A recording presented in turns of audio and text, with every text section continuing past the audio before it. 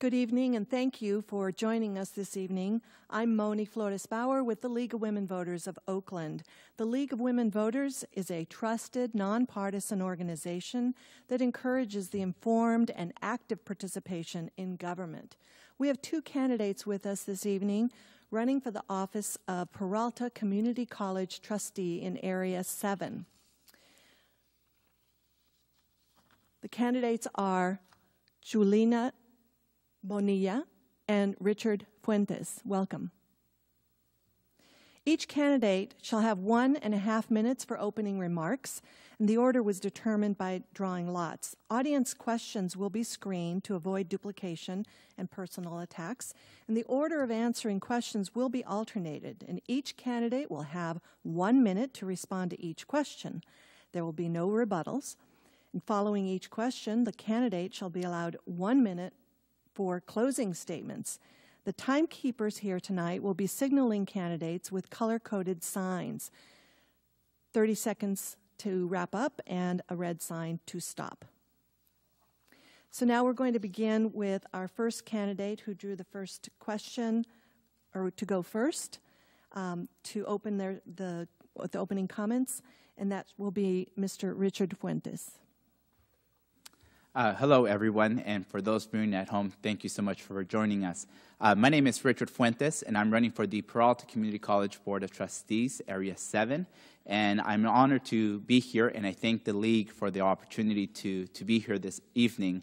I first joined the League back in 2011, so I'm very excited that this opportunity in this forum is provided.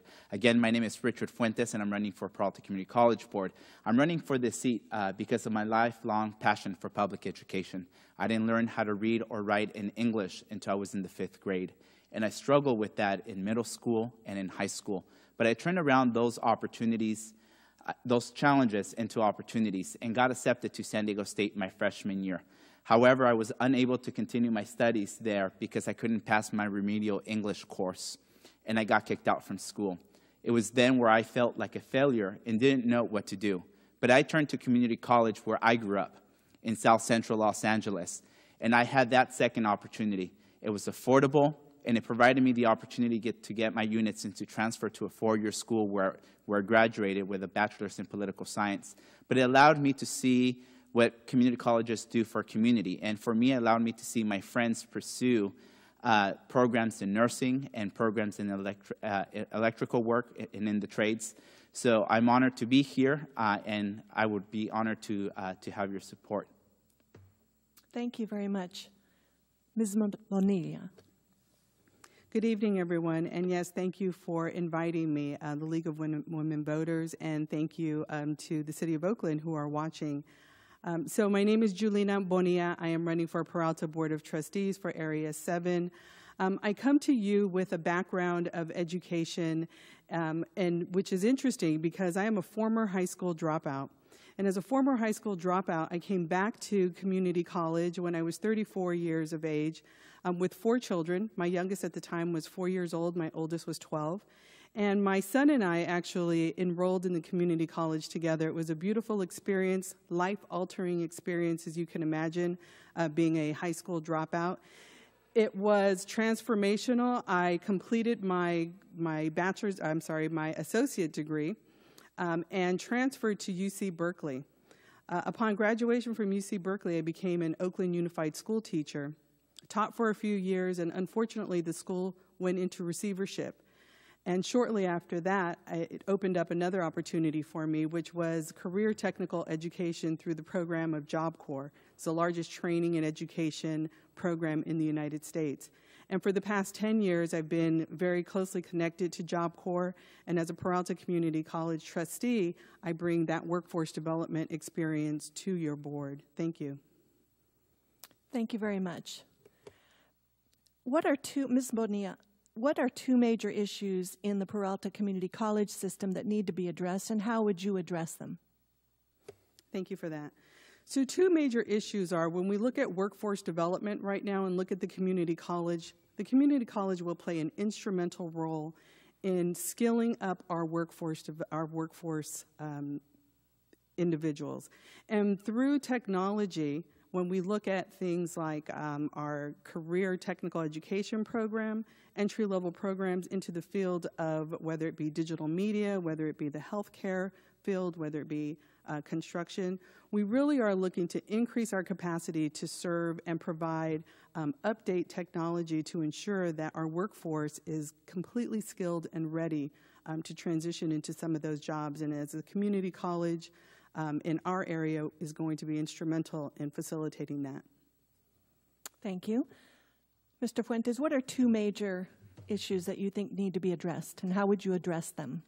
Thank you. That's an excellent question. For the last 6 years, I've served as president of the Hoover School Site Council in West Oakland, which is now one of the most improved elementary schools in the area that I'm running to represent. And I've worked hand on hand there with our teachers, with our parents, and our community nonprofits. And one of the things that I want to focus is in outreach. Right now, Laney College is under-enrolled. I want to partner with our nonprofits and with our churches to make sure that we're registering students from my community, students who are African American and they're Latino, to make sure that they're taking advantage of those opportunities. The second is funding. I believe funding is very important. So I want to have a robust, comprehensive grants department that reaches out and gets additional funding from Sacramento as well from Washington, D.C. to make sure that we increase our funding for our programs. And sometimes I like to be a little bit overachiever. So leadership to me is very important. And I want to make sure that I'm going to be an advocate and a policymaker. And as we look at accreditation in the spring, I want to make sure that I'm going to be a champion to making sure that our community colleges don't get in trouble like our neighbors in San Francisco. Thank you. Mr. Fuentes, what do you think should be the financial priorities of the Peralta College system? That's an excellent question. When I worked for the Oakland City Council, I was the legislative director, and my primarily responsibility was to oversee the budget, a $1 billion budget. So one of the things that I bring is expertise in budgeting for government. And during my tenure working for the Oakland City Council, we were able to maintain library hours, senior centers remained open, our parks and recreation centers were open. But most importantly, I am proud of the work that I did there. And when it comes to Peralta, it's a budget of about $400 million. And my public budgeting expertise will allow me to be able to look at the budget and do what I did for the city of Oakland, go out to the community, hear from students, hear from faculty, and hear from those who have an interest in our stakeholders in regards to what are their priorities. So as we're developing the budget, we're hearing from those who are in the community. Thank you. Ms. Bonilla, what do you think are the financial priorities for the Peralta College system? The financial priorities that we know is, first of all, when we look at the Peralta School District, it serves about 20,000 students, and we obviously need to increase our enrollment. And one of the things that we haven't been successful at doing is we have not graduated and successfully moved about 40%. We have a 40% attrition rate at the community college, which means we're not spending enough resources to ensure that those who are not moving to a 4-year pathway have the ability to get employment and skills to enhance their employment ability. Again, career technical training is going to be the pathway. We need to increase our funding. We are in a great opportunity right now where we've got regional funding that's coming down from the state. We are the recipients of a $15 million career technical education grant that's going to help increase our student outcomes. Thank you. Ms. Bonilla, how would you balance the need for trade and technical training along with college transfer courses? Thank you for that. So when we look at our community colleges, we do an excellent job, again, at moving our students into 4-year universities. We need to continue to increase and provide excellent instruction, course programs to be able to enhance and facilitate movement of our students into 4-year institutions. And with that comes a dedication to instructors and programming, which means we have to make sure that that every dollar that comes in, which is public funding, that goes into our classrooms. The balance would be the 40% of the students that we are really not serving well, and to ensure that we are increasing our career technical education programs to support those students and moving them also creating ability for them to go into higher education and or into the workforce. Thank you. Mr. Fuentes, Can you please repeat the question? how would you balance the needs for technical and trade training along with college transfer courses? That's an excellent question. As I mentioned earlier, when I went to community college, I actually left community college, and my first job was serving in workforce development. I worked in Orange County for the One Stop Workforce Development Center. And there I was able to help people find a job. I was able to work alongside companies who were hiring local individuals who were looking and seeking a job. But one of the things that was most interesting to me and what I engaged very much in community college was I was able to partner up with the local community college to make sure that those who were seeking employment were actually taking advantage of those opportunities. And just like I've been involved at Hoover Elementary and I've been involved with McClymonds High School, I'm going to make sure that our students who are entering our Peralta colleges are entering into the right programs so that they could complete their education, whether they want to pursue a four-year degree and transfer or whether they're looking for a career technical program to enroll. Thank you. Mr. Fuentes, what can the district do to help students understand their way of how they learn, meaning some are auditory learners, some are visual learners, and so that they can succeed in college? Thank you for that question. My brother actually is a visual learner, and I recall when I was younger and we would go to his teachers. They couldn't figure out why he couldn't learn at a certain speed. And it was over the years where we realized that he was a visual learner. So I have hands-on training just working with him very closely in regards to what are the things that are necessary to be implemented at the college level. And what I think that is very important is that we have to track our students who have those challenges. So if we know that they have those challenges in elementary school, we need to make sure that we're advocating for them in middle school and in high school. And we have to have a comprehensive, robust partnership with our Oakland Unified School District as well as Emeryville Unified School District, which I would be representing, to make sure that those students, when they're coming to Peralta, that we're ready to serve them, because at the end of the day, as trustees, our responsibility is to educate our students. Ms. Bonilla, what could you do and the district do to help students understand how they learn and so that they can succeed? Thank you.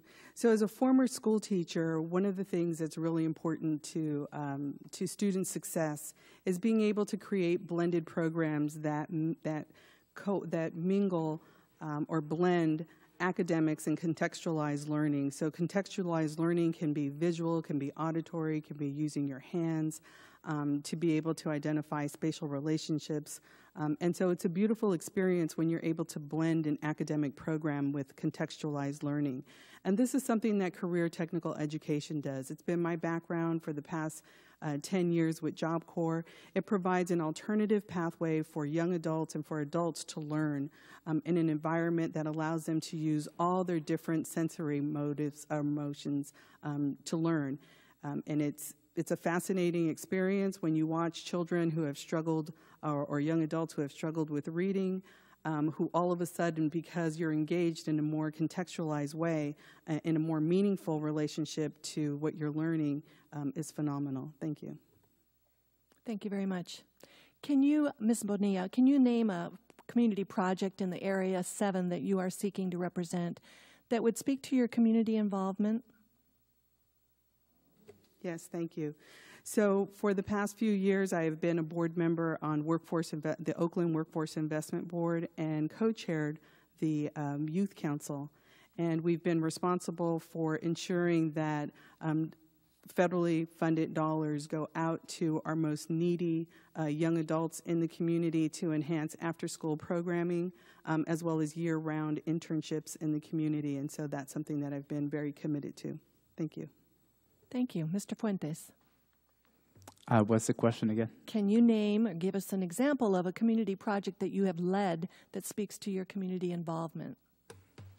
Thank you for that question. I'm very proud to be able to go out into my community, Area 7, and look across every single neighborhood and see the work that I've done. At Hoover, I served for the last 6 years as the president of that elementary school. I've been very involved. When you look at the tree plantings I've done at the Hoover corridor, from my neighborhood in Dogtown to the West Oakland at the Prescott neighborhood, or the daffodils I planted at the Lakeview Library. Those are very important. But one of the greatest accomplishments that I'm very proud is that I served as your elected representative to the Oakland Community Development Block Grant Committee, where I've helped and led efforts to allocate over $1.1 million into job training programs and other programs that are in our community to making sure that our students have after-school programs for them. And because of that work that I've done in community and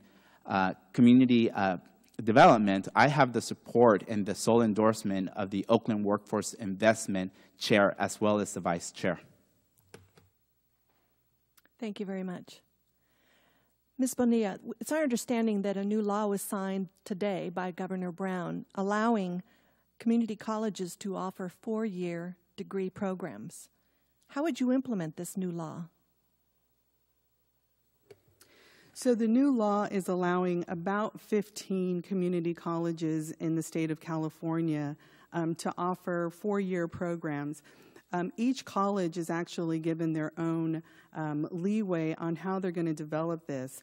I think state legislatures, as well as educators throughout the state of California, and this is a pilot program, are really going to be watching very, very closely to see what the selection process, if there is one that is implemented. So although it sounds like it may be something to, it sounds like it's maybe something for us to watch very closely and to see how it is that students are going to be allowed to enroll and participate in this program. So I say we move forward, but move forward very cautiously and monitoring and really assessing and evaluating this, this pilot program. Thank you. Mr. Fuentes, how would you implement this new law allowing community colleges to offer 4-year degree programs? Thank you. In regards to this law, it actually allows 15 community colleges to participate to issuing 4-year degrees, and beginning in fiscal year 2017, 2018, and finalizing in 2024. For me, it's something that we have to look at and see exactly how it's going to be implemented, whether or not it comes with new funding, and whether if it doesn't come with new funding, if it takes financial resources away from the existing programs that we have at Peralta. One of the things that I am primarily focused on is making sure that my community members where I live in West Oakland have opportunities. I'm talking about the young men and young women who are out in the streets of West Oakland without opportunities. I want to make sure that we have robust technical career programs for them, that we have 4-year, 2-year programs so that they could transfer to a 4-year program. I don't want to take away resources from those students. I want to make sure that we are focused on our community. I live in West Oakland. I know what happens in the heart of Area 7, and I want to make sure that I'm going to be an advocate for those students. Thank you very much. Ms. Bonilla? Repeat the question, please. The question is, The next question. During the last few years, state funding for student services programs at colleges have been cut by almost 50%. What is your understanding of the role of student services in student success? As a trustee, what would you do to support these programs? Thank you. So, our funding right now, so Prop 30 actually stopped the defunding of community colleges. And so that has been an important piece of a measure that we supported through our voting process here that really showed that voters were concerned about where our dollars were going, prioritizing education and prioritizing community colleges. So I think that's one of the things that we have to look at is alternative sources for funding.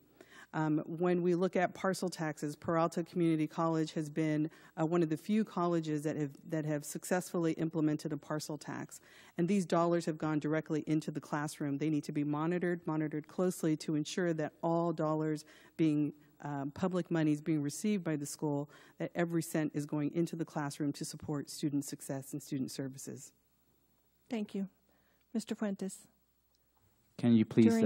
During the last few years, state funding in student services at the college level has been cut by almost 50%. What is your understanding of the role of Student Services and in Student Success. And as a trustee, what would you do to support these programs? One of the things that we've done at Hoover Elementary is really opening up our doors and making it a community school and having wraparound services for our students and for our families. And when you do that, you serve as a community center and you open the doors. And the question is probably referring to the Maximum Achievement Program that we used to have at the Peralta colleges, where it was wraparound support services from tutoring to child care, to making sure that students were seeking any financial assistance from the state that they could qualify for. That funding went away, and I'm a big champion of programs that support our students who are enrolling. And actually, that program right now, Peralta Colleges just got funding of $2.5 million grant to be able to implement that program for student success. So I'm looking forward to working with the trustees and making sure that that program is implemented so that, again, members of my community could enroll and have wraparound services so they could continue their education. Thank you. Mr. Fuentes, what is the role of community colleges in identifying and recruiting high school students who have dropped out? You know, living in West Oakland and living very closely to McClymonds, you know every day that our students are not in school. And we know that when you attend a graduation, there's so many who are not graduating. And that's not because teachers are doing a terrible job or it's because we're blaming the parents, but it's because we're not wrapping ourselves around our students and uplifting our community. And one of the things that I've been working alongside with the trustees as I speak is actually working with them, with the nonprofits, with the churches out of West Oakland, the Fruitville, North Oakland, working with them to making sure that our students and our families are aware of the services that are available at Peralta. I learned about community college at my church. So I want to make sure that everybody in my community is aware of community college through their church and through their nonprofits. And that includes high school students and that includes working adults. Thank you. Ms. Bonilla. So in my role as a workforce development member for the City of Oakland and chair of the Youth Council, one of the challenges or one of the tasks that I had was really to create a model, a performance model that would identify how the community college goes back into the middle school and elementary and high schools to develop clear roles of relationships and matriculation especially between the high school and the community college. And this was an important piece that I was working on to implement with another program called Career Ladders to really ensure that high school students and myself, and this is very dear to my heart because I myself am a former high school dropout, that community needs to come back into community college. It needs to be invested in our community. It needs to be a clear, demonstrated partner, not only at the high school level, but at middle school and in our K through 12 community of schools, period. Thank you very much. Ms. Bonilla, how would you plan on improving the low enrollment situation at Peralta colleges, and what work in Area 7 has prepared you to reach out to this community? Thank you. So right now, I'm the role that I have right now in the community, and interestingly enough, in West Oakland, I'm the new program director over at the West Oakland Resource Center. And that role is really about reaching out to the community and really to looking at the high dropout rate of individuals that are in Oakland and West Oakland in particular, and the high unemployment rate.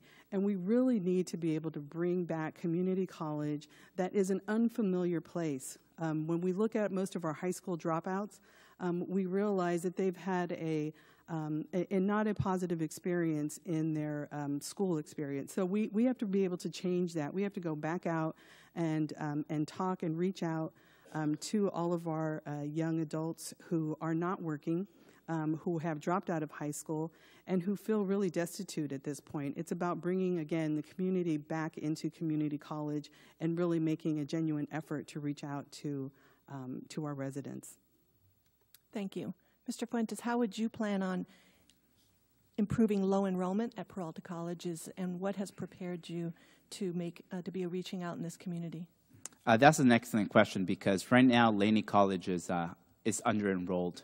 And I mentioned earlier about partnering up with our churches and our nonprofits. And I say that because one of the things that's important to doing that is that you really have to know the community. I've been a resident of West Oakland for nearly a decade, and that has allowed me to build strong partnerships throughout the district. And one of the things that I have seen very clearly with my involvement as president of the Hoover School Site Council for the last 6 years is that I've been involved in tracking our students. Our students, when I first got involved at Hoover, they're now graduating from McClymonds. And I know what are the opportunities that they're looking for. And I say that because my full-time job is actually working at BART, doing government and community relations. All the work that I do in the community is not between the hours of 8 and 5. It's actually at 7 o'clock in the morning when I get up, or when I leave work after 5 o'clock. So I know what the needs of the district are. I live in the heart of the district, and I am looking forward to being able to continue the work that I've done for nearly a decade. Thank you. Mr. Fuentes, what subjects, what coursework do you think is most important in the community college system to bring high school students to a level that they can transfer to a 4-year college? That's a great question, because the continuum of education, from my experience and when I was in community college, was making sure that we had access to our classes. I was just talking to a Laney student the other day whose financial aid did not arrive on time, and they lost all their classes, and school just began 2 weeks ago. They tried to enroll back in those classes, and those classes weren't available. So one of the challenges right now is not so much about what classes are available to them, but whether or not we have the infrastructure to making sure that our students are taking the classes that they need to transfer, that they're being accessible, and that they're not over-enrolled, so that they can continue to take those classes and transfer to a 4-year school. So one of the things that I want to look at is making sure that we have technology systems in place that won't affect our students with their financial aid, and they're not dropping their classes, to make sure that they're being able to complete their coursework on time. Thank you. What courses or subjects are most important in the community college system to bring high school students to a level where they can transfer to a 4-year college? Thank you.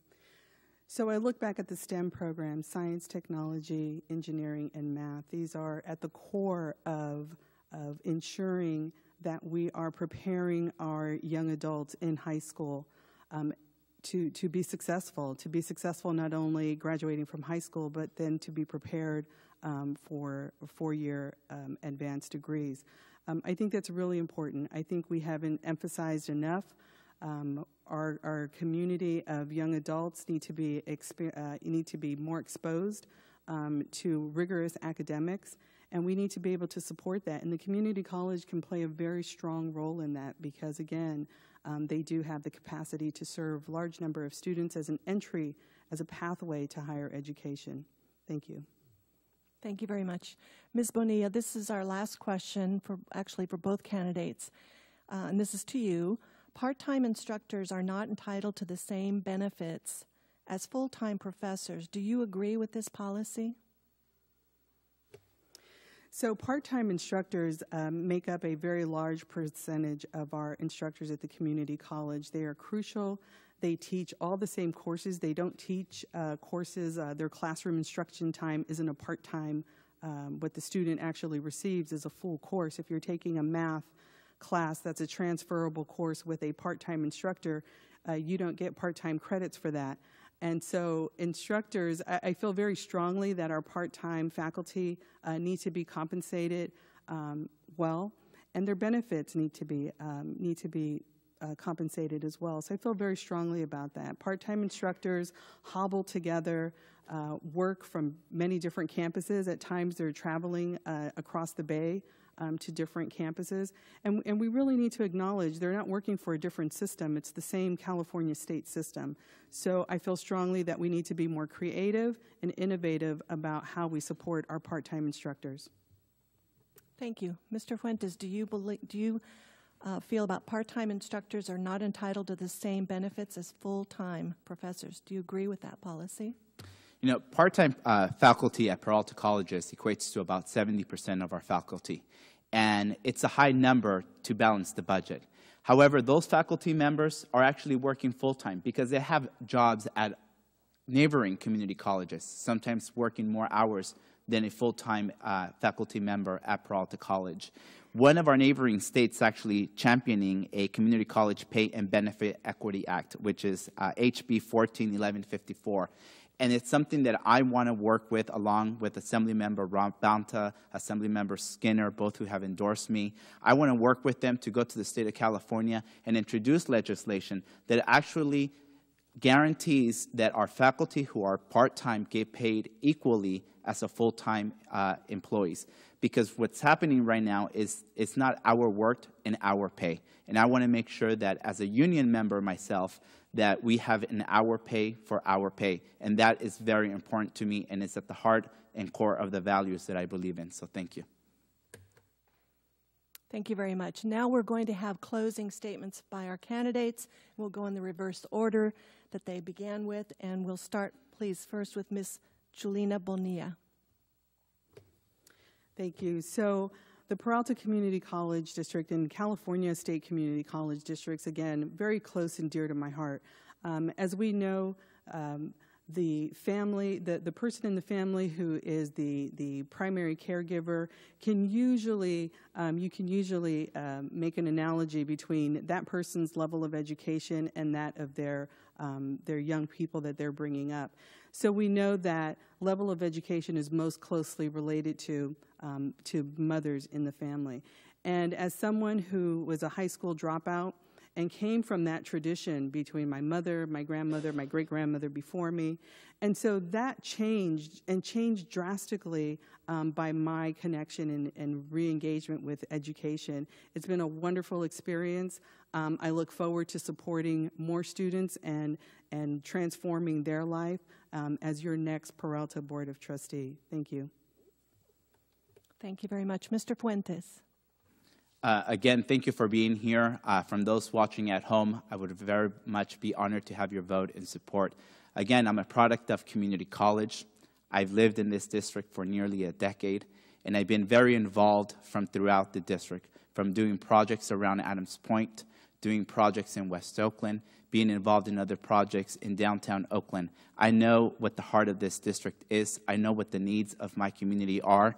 And because of that work, I mentioned earlier, I have the support of the Assemblymember Rob Bonta, Nancy Skinner. I have the support of the County Superintendent of Education, Sheila Jordan, the Peralta Federation of Teachers. The Alameda County Board of Trustees are also supporting me, other trustees on the Peralta Board, the East Bay Young Democrats, as well as the Carpenters of Alameda, the Hispanic Chamber of Commerce, ASME, the Stonewall Democratic Club, Betty Yee, Eliu Harris, who used to be our Peralta Chancellor. And most importantly, I'm proud to have the support of Dolores Huerta, who's a civil rights icon. I've been involved throughout the state of California, and I deeply care about community college. I would be honored to have your vote, and for more information, you can visit my website at richardfuentes.com. Thank you so much. Thank you very much. On behalf of everyone here and all of our viewing audience, thank you to our two candidates for Peralta College District 7, Area 7, and also to our audience for asking great questions. We appreciate you being here and taking interest in this election. For further information about forums and candidates, please visit the League of Women Voters award-winning website, which is www.smartvoter.org. There you'll find descriptive information and links to other sources. Members of the League of Women Voters do the hands-on work to safeguard democracy. While we never endorse a candidate, we are directly involved in shaping important issues to keep our community strong. To join us, visit our website at www.lwvoakland.org. Thank you and good night.